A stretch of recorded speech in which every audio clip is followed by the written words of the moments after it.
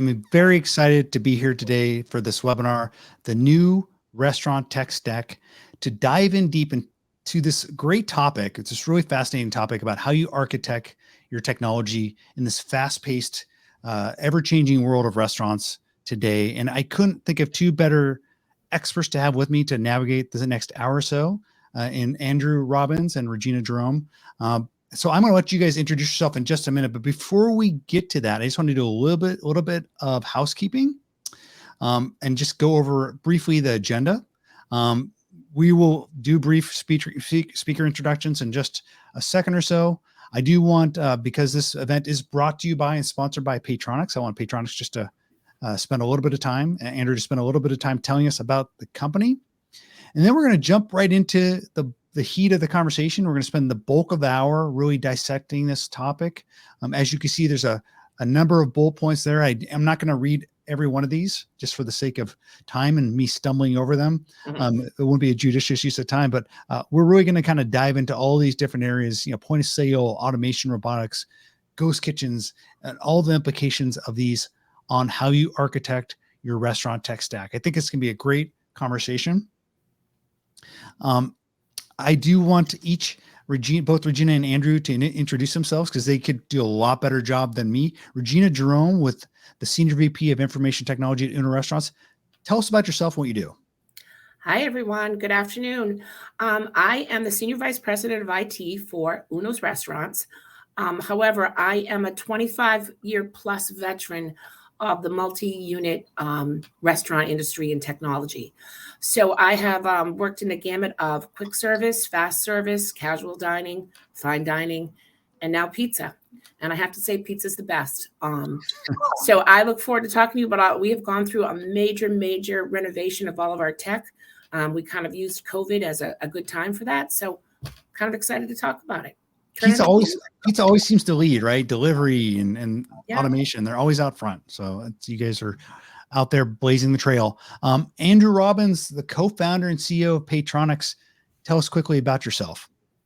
Hi, I'm Andrew Robbins, CEO, co-founder of Paytronixx Systems. We're a 300-person company dedicated to the restaurant industry, and I focus on product vision and making customers happy. Great. And very briefly, myself, my name is Mike Wolf. I am the publisher and editor-in-chief of The Spoon. And real quickly, what that is just we're a news and media organization focused on all things food tech, including restaurant tech, how technology intersects with the fast-paced world of restaurants. That's what we're talking about today. And let's hear a little bit about Paytronixx, Andrew. What can you tell us about the company? Sure.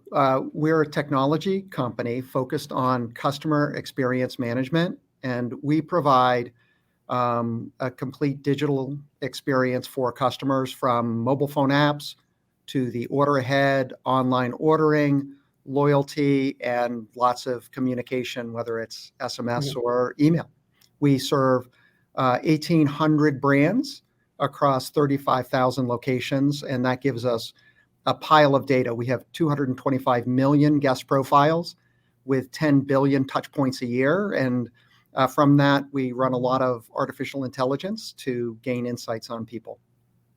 Great. Well, let's get into it. I'm going to take the presentation off here so we can see our faces a little larger. And let's just have a conversation. I do want to say before we get started, if you are in the audience and you have a question, feel free to drop it into the chat in the stage area of the Hopin platform. If you haven't used Hopin platform before, it's pretty self-explanatory. The comments and chat is where we get our questions. I will keep an eye on those. And if there's some good ones, I will ask Andrew and Regina. So throw some good ones at us. But that's really it. So I want to get going. And, I think sometimes I like to start with a really simple question. I think it's important because we're talking about this idea of the restaurant tech stack. Like, just to step back and ask, Regina, how would you define this idea of the restaurant technology stack? What exactly is that? To be honest with you, it's every piece of technology that affects the restaurant, from clocking in to calculating their food costs, to engaging with their guests, to getting money to the bank.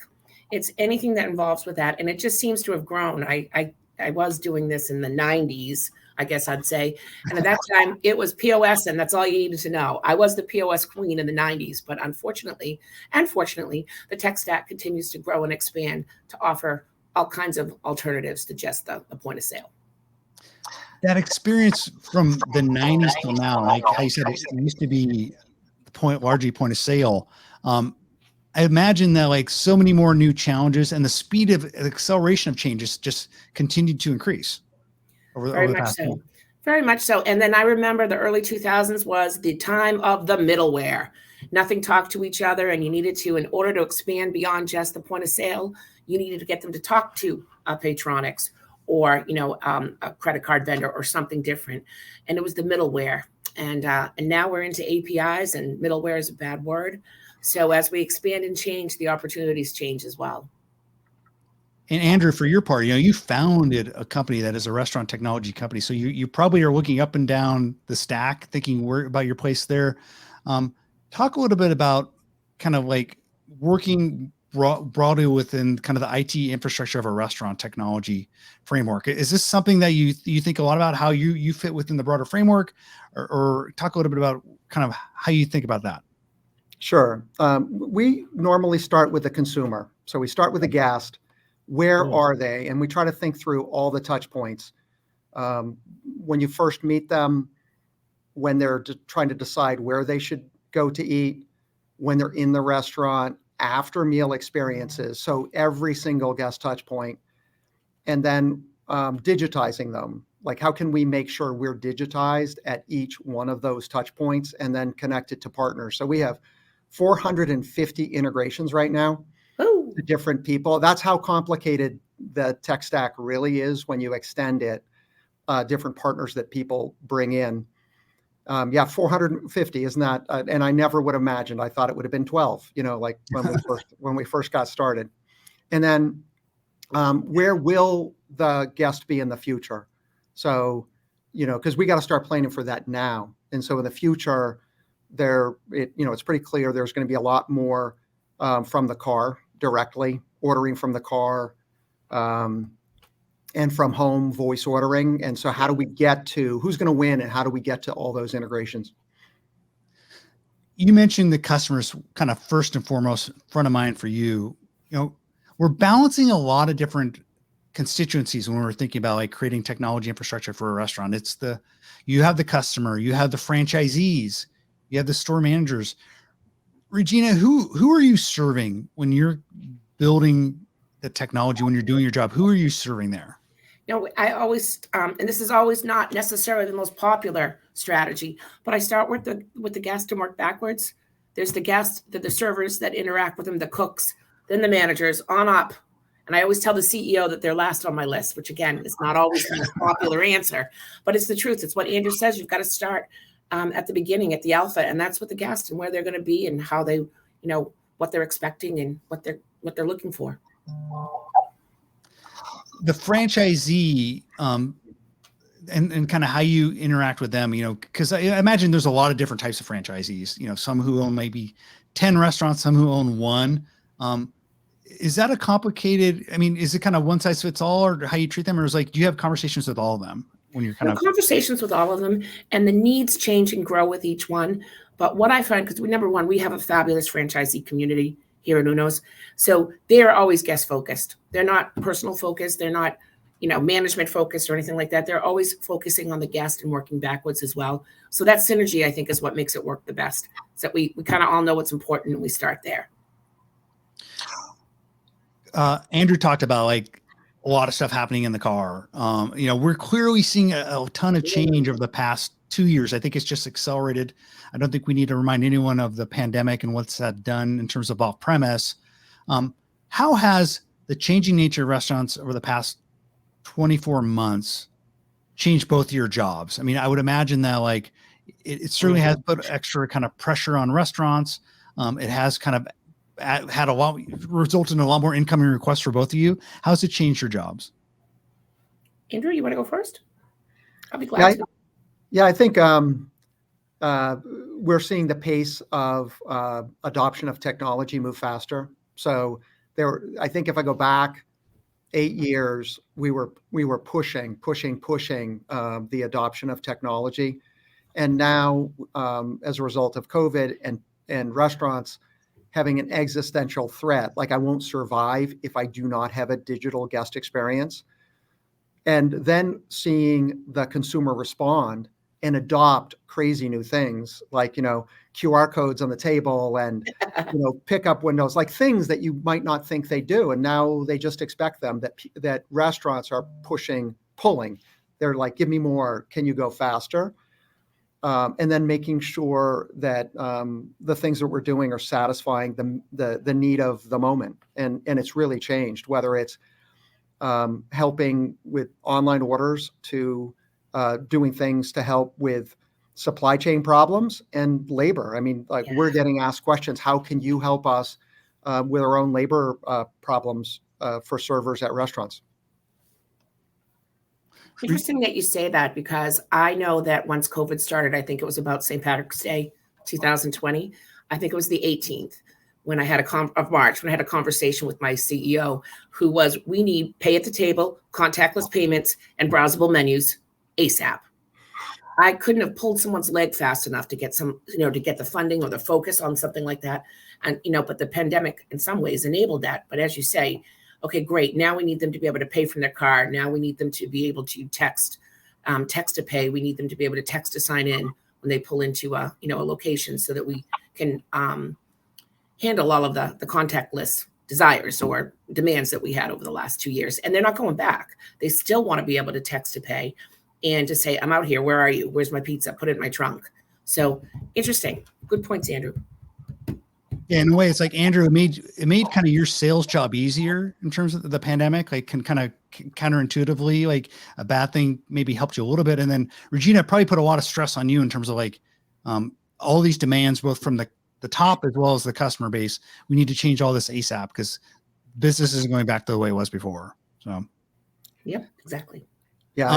And Regina's an example of in the role needing to be just a great business partner, because they're all these different business owners at the restaurant, whether it's ops for online ordering and marketing for loyalty, and IT has to be super nimble and be supportive of those different groups and their changing needs.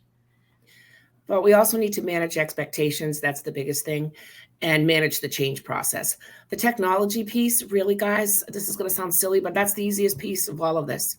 It's the change management of the habits of things that we've done for 20 years that we're changing. And it's just so interesting to see that you go through these processes. And I've done a number of major changes in different brands over the years. And I always say my head's on a spit for the first 12 months. Then about month 13, everybody is so happy they decided to do these changes, and it was their idea. So yeah, it takes a while. It's managing the change. That's such a great point. Like, it is managing the change and all that's involved with that. It's the culture, it's the processes that people have in their comfort zone and kind of what they're used to doing. Do you have the right people? Like, do you have the right people? Do you need to bring in new people? These are all the different things you're balancing, I would imagine, that are all part of this restaurant tech modernization conversation. Absolutely. And the number one requirement is you absolutely have to have 100% support for the direction from the very top. And I just don't mean myself and the head of operations. I mean, at the CEO and CFO level, the entire company has got to align and set up on these changes. And this is what we're doing. And yeah, it might be different, but we're going to have, okay, these are our three options. Which one are we picking? We can't do it the way we've always done anymore. So it's very interesting, but one piece of advice, always need 100% support from the top.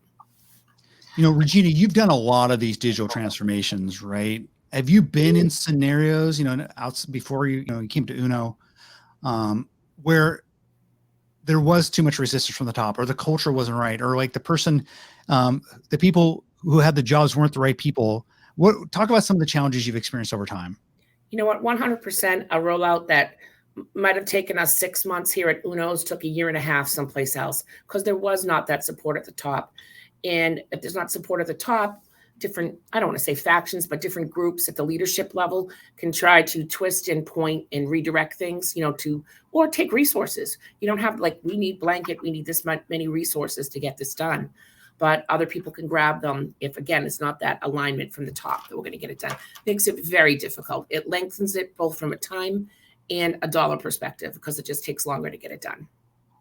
Andrew, you're selling a technology solution. You're not living and breathing in a restaurant chain, but I would imagine this consideration of like the change management, the people, the culture, are some of the things you have to have conversations with your customers about, like, and have to have kind of like, real conversations like this is not working or whatever. Talk a little bit about some of those experiences. Yeah. And sometimes we won't go forward with an opportunity and sell a customer if there's a misalignment. And I guess, and it's not, I hear at the misalignment at the top, and that makes me nervous about what I do in life, but let's call it everybody being aligned for sure. Well, here's one example. We'll have an organization that's heavily discount dependent. So they discount all the time. They discount from the website. If you just walk in and you say, hey, do you have a discount? You get a discount. They want to change that and launch a loyalty program. And the hope is that they'll wean themselves off all those discounts. But if they're not willing to do that, and that's throughout the organization, including the franchisees, if the franchisees won't change their behavior and actually stop just hitting that discount key all the time, then what happens is you get extra discounts. You get your loyalty discounts on top of, right? And then they're going to pull back because they're going to be like, well, this is getting worse, not getting better. And that's a pretty simple misalignment that you can imagine. It does happen. And it's a tough thing to do. You have to be willing to say, nope, I'm going to pull back. Maybe you do it in an area. I think Regina probably has faced that in one or two of the places that just recently. Uno's was very much a high discount shop prior to COVID. And one of the things that, again, it's not just the technology, it's the times, it's the situation. You can't come out of COVID. I mean, you can't come out on a Monday and be a different brand and do things differently. Just very difficult to do that. But over the course of something with external factors like COVID, you can change all of that. And we had a real hard time. One of the biggest, I think, disagreements we had is like, we are going to wreck our sales if we have to do this through Paytronixx order and delivery, as opposed to the way we had customized it in the past. And you know what, guys, we're still here. And we may have lost some sales, meaning unprofitable sales, honestly and truly, because those coupon people that only came because of coupons, they left. But I will just say that it was a very strong financial move, and we're doing better financially with fewer guests from, comparison to 2 years ago. Well, let's talk about the changing nature of the guests, right? And if they come back or not. Like, I think one of the motivations for updating your restaurant technology stack is this getting a better understanding and better data and profiling of who your customers are, and being able to reach them, know when they're starting to drift away from the restaurant. So let's talk about that evolution a little bit. Andrew, in terms of like understanding customers and the data that you have, it does seem like nowadays you can have a much more sophisticated understanding of customer behavior. If the frequency that they come in and eat, if that changes at all, you start to have some alerts, and you could target people pretty quickly and hopefully kind of salvage that. Yeah, Michael, you're absolutely right. And we break kind of the customer life cycle into three main phases. So there's an introduction phase where we do nurturing. Mm-hmm. There's a middle phase where you're growing your relationship and trying to grow your order count, your sales, your basket size. And then there's the end where we're trying to win them back. You're worried about lapsing members. And in each of the phases, we apply different artificial intelligence algorithms to do one-to-one strategies. And so in the case of win back, we have one-to-one win back, looks at every single person. It predicts when are they slowing down. So the minute, that they're slowing down from their normal behavior, give them a nudge. And the nudge could be a small offer, or it could be just a reorder link for their online ordering to remind them. And then a bigger offer when it looks like there's a 40% chance of lapsing. And then at an 80%, when they've really lapsed, you need to reactivate them. And these dates are different if you're a weekend buyer from a weekday, yep. If you come, 2 times a week versus people who come 2 times a quarter. And when you do this, it turns out a computer versus a human doing it 600 times better. Yeah. And this is key, because this is the difference right now, what I would consider loyalty of the 2000s and loyalty of the 2020s. We've always collected the data, but an average restaurant and an average restaurant company, no matter how big you are, is never, and this is my term, going to have a Wile E. Coyote super genius on staff with a PhD in data analytics. They're just not going to have it. So we need to partner with our software companies and the companies that do this for us to be able to give us that information, because otherwise we're doing it 600 times worse. And I've done that in the past, and I've seen the results, and I'm seeing the results now, and it's much better to let Paytronixx's BI team or DI team take care of it for us. So it's incredible, the difference. Saul Davis had a question. He's really asking about kind of the non-franchise models, right? Not large chains, kind of smaller operators. Andrew, are the challenges around data and kind of the restaurant tech different for a small operator, or kind of maybe a company that just has like 10 chains versus 600? How does that vary, or are they similar?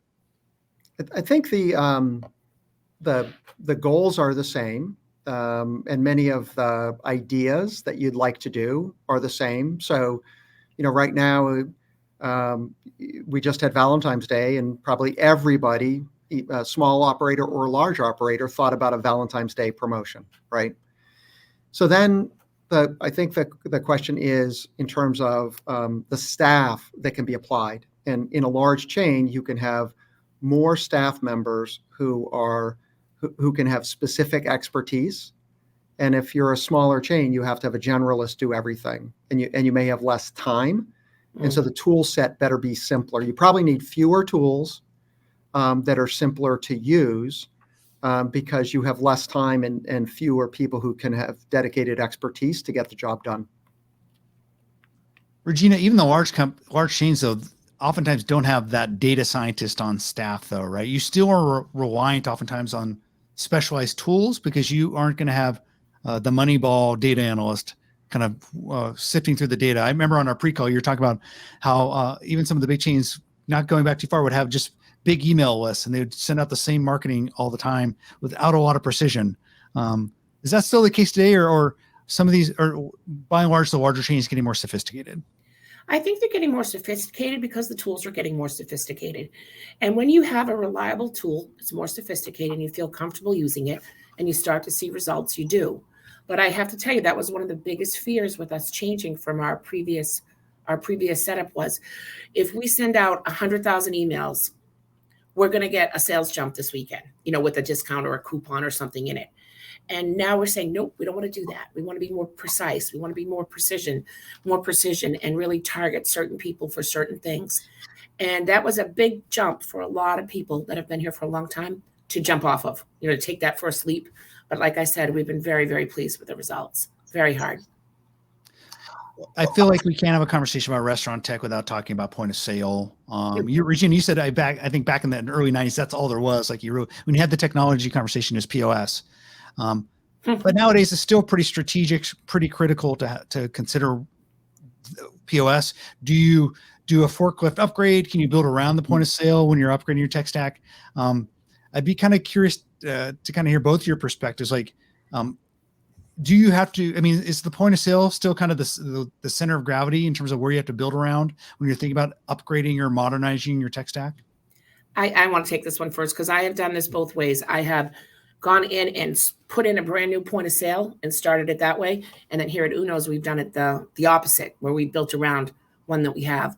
And it really, number one, it is still the lifeblood of the restaurant. And when we stop and we think about this, it's chips and salsa, it is pizza and beer, it is fine steaks, and it's guests.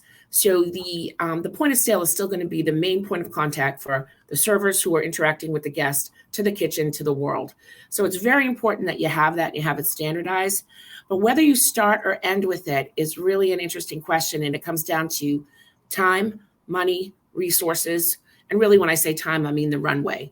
Because if you're going to swap out a point of sale, and let's say you have 75 restaurants, it's going to take you the better part of, I don't know, a year and a half. Because even if you do one a week, it's a major thing to roll out that many changes. It affects everything they do every day in the restaurant, from clocking in to, end of day to, closing to American Express. So it's very important that you have the time to do that. The way that we looked at it here is that given COVID, obviously, cash flow issues and things that change, when restaurants, are in that tough situation, we'd probably just be getting done our 75 unit rollout of POS right now. And we wouldn't have put in a new back of the house system. We wouldn't have changed our online ordering. We wouldn't have added a loyalty program. We wouldn't have outsourced our finance. All of those things that we did. So we had to make the decision. And I think that I like it more when I have the long runway and the long time, so we can build the foundation and then go from there. But either way can work. But I would prefer the solidifying the foundation first. I think that's just probably my flashback to the 90s. So there you have it. I like that. Having a solid foundation. Andrew, what are your thoughts? Is this, when you think about point of sale and kind of the considerations, whether or not you need to get that solid foundation first, or you can kind of upgrade around it? What's your thinking process there? I think for most people, you can upgrade around it. That we've been able through, as Regina said before, from APIs, we've been able to pull a lot of the POS up into the cloud.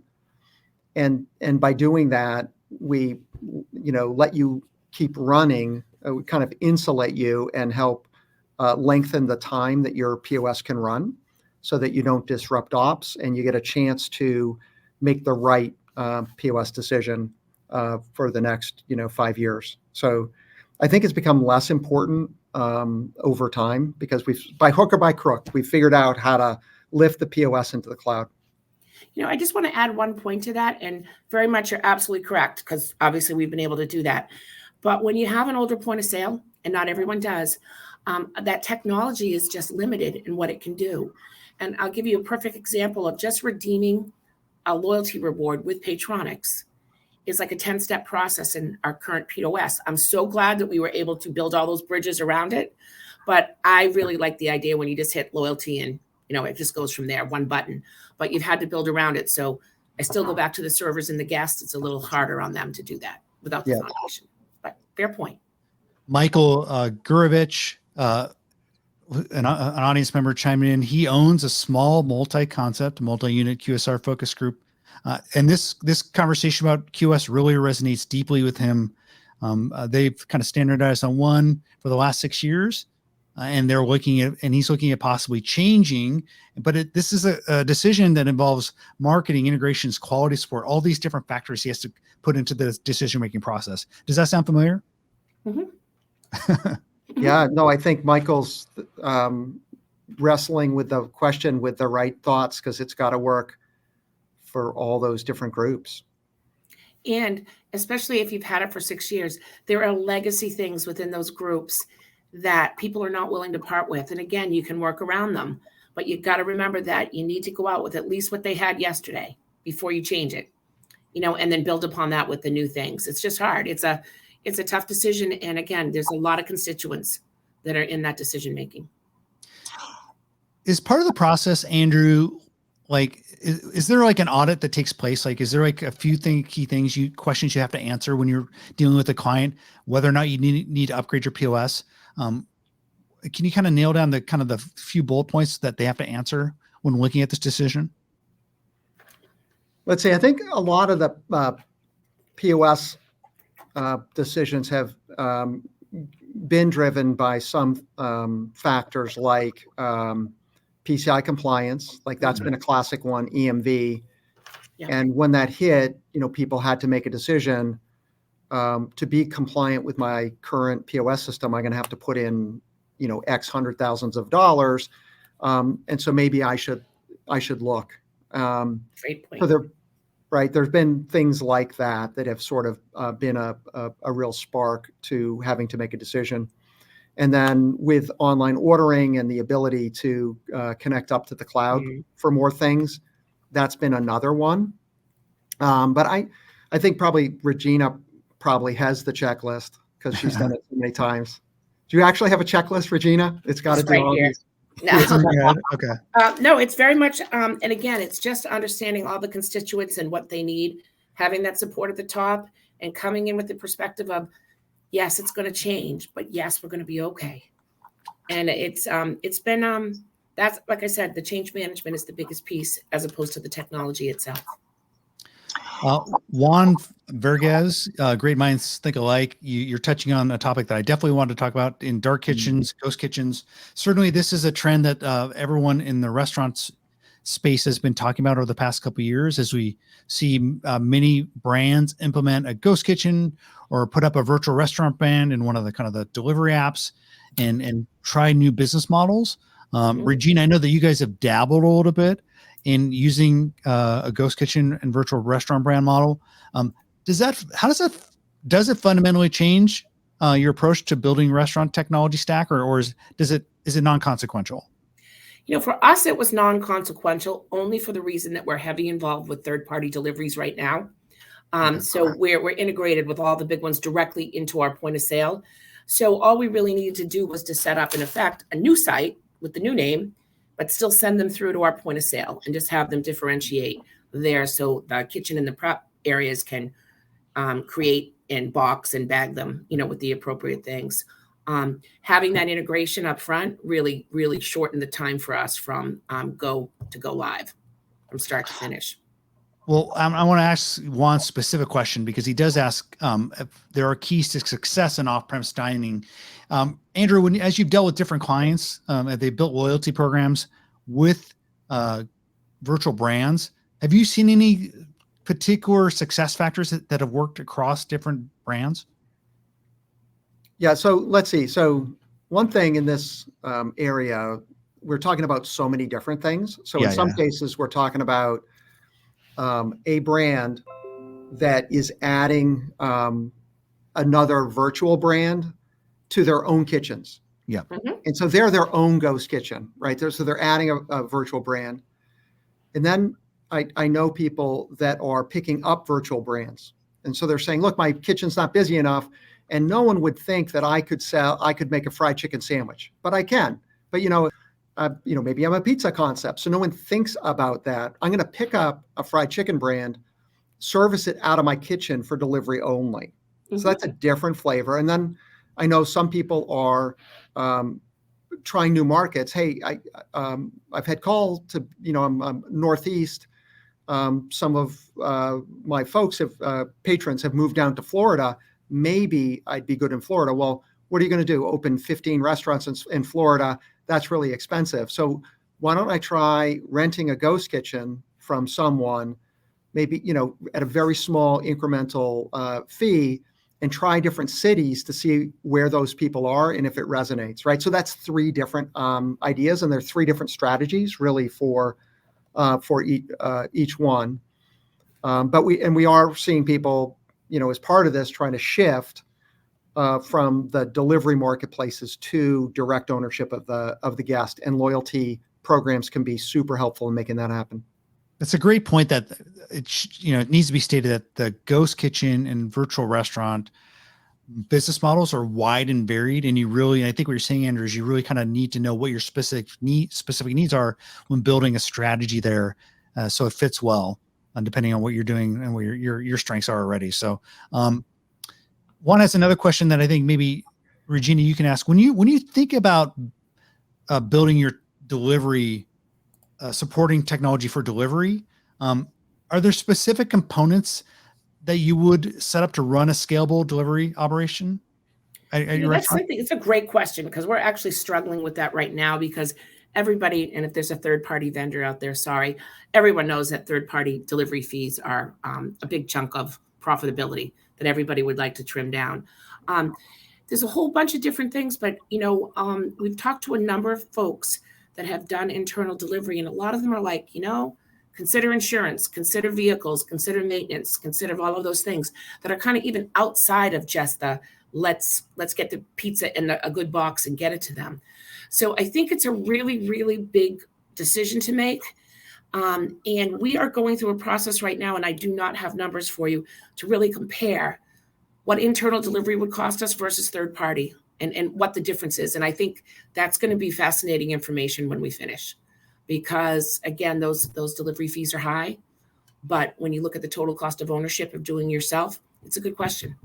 So I don't have any like direct advice right now, except that that's a great question and we're struggling with it too. So listen, take my contact information. If you have the answers, send them over. Yep. And you can find Regina's information and Andrew's when you click on their bios. It should have their LinkedIn information. So if anyone wants to reach out to them, they can do it that way. I do want to ask about automation. One of the just things, at the Spoon, we see news daily of is implementation of new forms of automation, whether that's robotics or using a bot and a virtual assistant at the drive-through. We're starting to see that more and more. So I would imagine that these are things that you're thinking about, Regina. Andrew, I imagine that these are things that some of your clients are starting to talk about.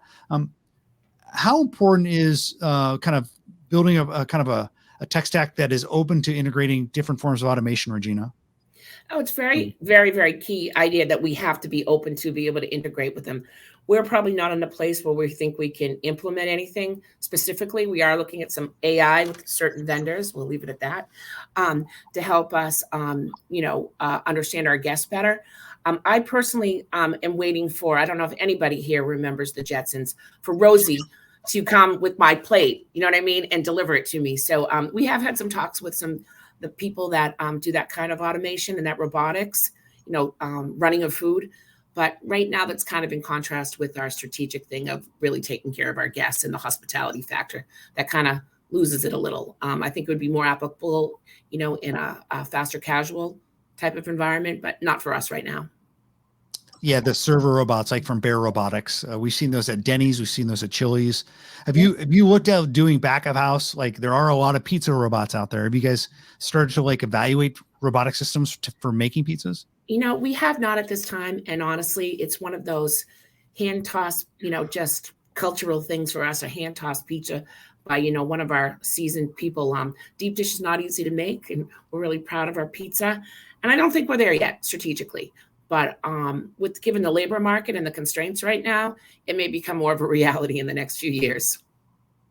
That's great. Andrew, do you at all have any conversations with some of your customers about, hey, or do they come to you and say, hey, we're thinking about doing a virtual assistant at our drive-through, or we're thinking about having a robotic front of house? How does that impact customer loyalty? Are any of those conversations happening? Yeah, definitely. And and I'm really interested in solving different touch points. And you mentioned the drive-through. But if we think of Uno's and pizza, every Friday night, every Saturday night, there are a whole bunch of call-in orders, right? So even though there's an online ordering website, there are people that call in. And they call in because maybe they like that device. But the other thing is they may have a complex order. So the order might be, hey, that topping you put on a pizza? Could I have that as an appetizer? And maybe that's something the restaurant does. They do these special orders all the time. But you don't want to put that on your online ordering website, right? Because it's not a very frequent thing. So they can't find it, and then they call in.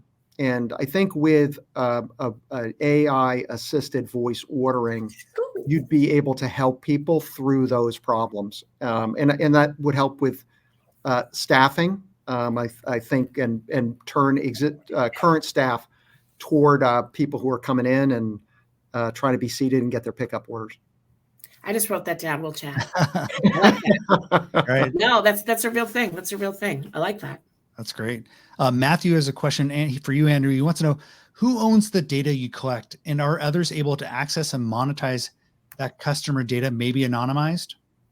Yeah. So the data, the direct data is owned by the restaurant chain, and it's in along with the privacy policy that they have with the guest, so you're CCPA compliant and everything else.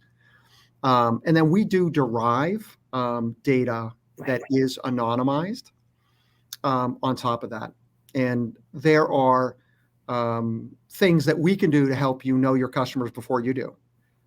So a customer who tends to like to order online tends to like it across multiple brands. And and if they tend to if Tuesday's the best day to reach them, it's more likely that it's around Tuesday is their best time to reach them for your brand.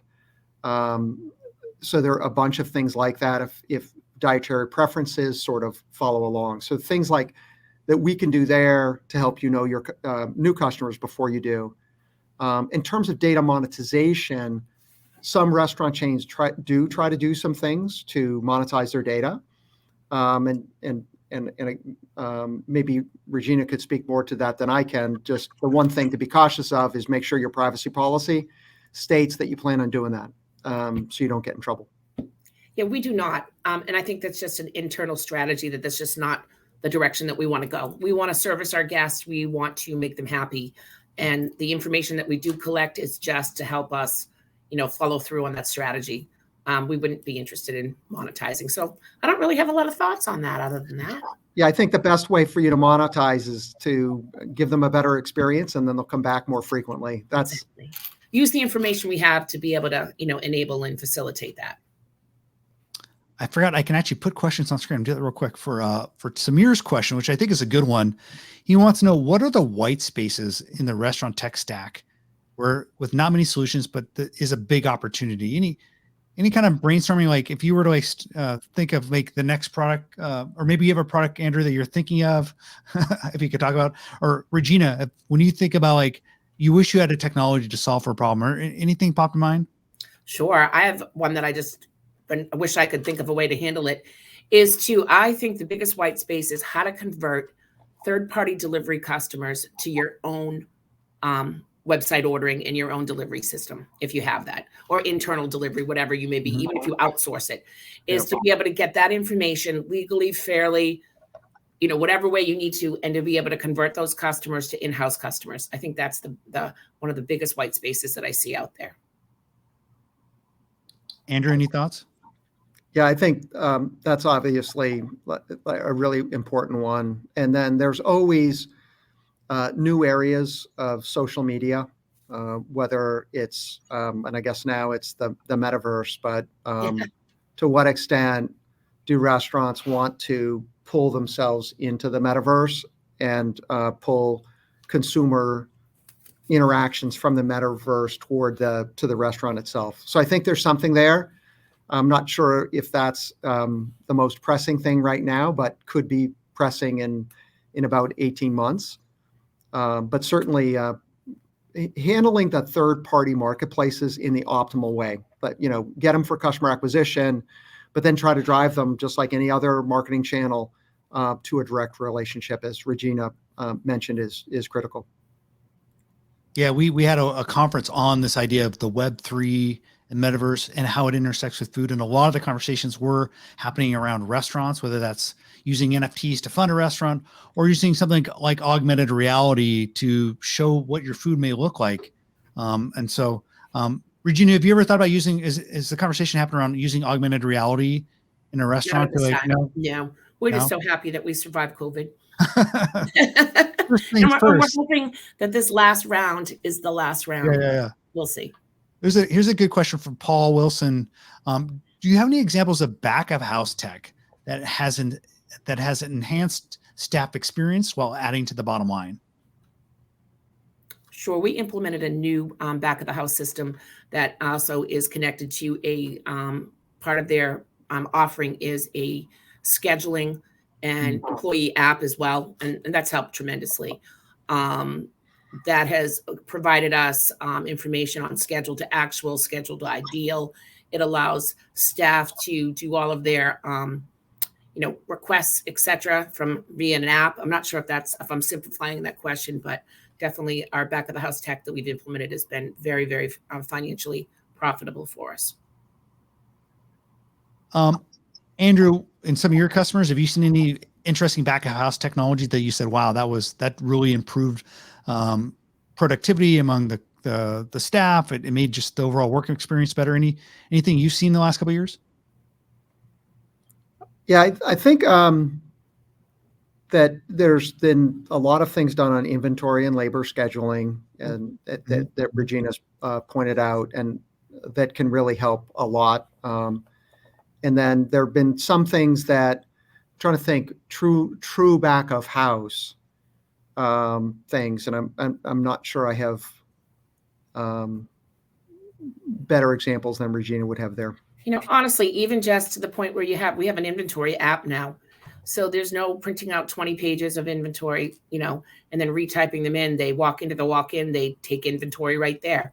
That it saves about 2.5 hours a week. It also makes managers much happier. So there might not be necessarily a dollar value that you can assign to that, but it certainly makes their situation a lot more palatable. I do want to say we have about 5 minutes left. So there are lots of questions coming in. So I just want to get to maybe a couple more. I love this type of interaction with the audience. This is a long question, but I'm going to try and summarize it. With the advent of delivery becoming more and more popular, you see guys like McDonald's trying to change the very nature of the French fry, and can it last from like the time you order it and this is still crisp when you get home? This idea of like just making sure the food is good with delivery. Is this something you think about, Regina? Is this part of the technology solution, or is this something that you leave to the chefs that they have to think about this?